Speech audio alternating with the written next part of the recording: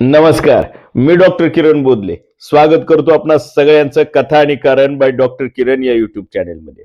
मी आज एक कथा घेऊन आलो. एका स्त्रीच्या अफाट बुद्धिमत्तेची ही कथा आहे. एक स्त्री अत्यंत सुंदर, देखणी, जिला पाहिलं की पाहत राहावं एवढं सौंदर्य तिला प्राप्त झालं होतं. एके दिवशी सहज ती आपल्या घराच्या गॅलरीमध्ये अंघोळीनंतर केस वाळवण्यासाठी उभी होती.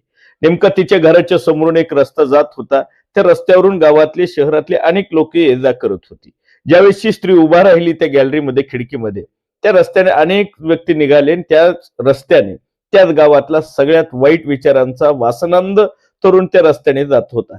जाता जाता त्या तरुणाची नजर या असणाऱ्या सुंदर स्त्रीवरती पडली. तो तिच्याकडे वाईट अपेक्षेनं, वासनेनं पाहायला लागला. तरुणीच्या लक्षात आलं, हा माझ्याकडे वाईट अपेक्षेनं पाहतोय, याला इथंच उत्तर दिलं पाहिजे.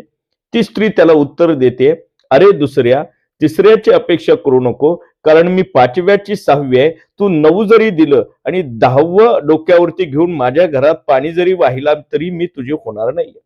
हे उत्तर काय आहे? अफाट बुद्धिमत्ता स्त्रीचे. हे उत्तर समजण्यासाठी आपण हिंदू संस्कृतीतले असो तर आपल्या घरामध्ये पंचांग असलं पाहिजे. त्या पंचांगामध्ये 12 राशी येतात आणि त्या 12 राशीमध्ये याचं उत्तर दडलं. पहा, गोड उत्तर आहे.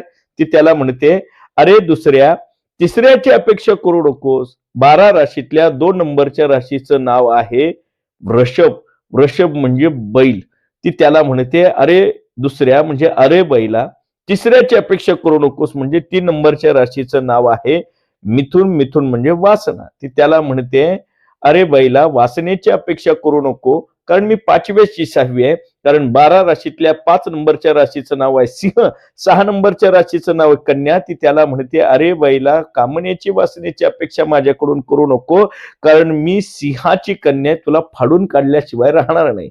इतकंही करून जर तू आलाच, 9 जरी दिलं, 9व्या नंबरच्या राशीचं नाव आहे धनु. धनु म्हणजे धन जरी दिलं तरी मी तुझी होणार नाही. नव्हे नव्हे, तू 11वं डोक्यावर ठेवून माझ्या घरात पाणी वाहिला तरी मी तुझी होणार नाही. 11व्या नंबरच्या राशीचं नाव आहे कुंभ, म्हणजे मडकं घेऊन माझ्या घरात सकाळ संध्याकाळ पाणी भरला तरी मी तुझी होणार नाही. ही आमच्या भारतीय संस्कृतीतल्या स्त्रीची अपाट बुद्धिमत्तेचं उदाहरण देणारी ही कथा आहे. धन्यवाद.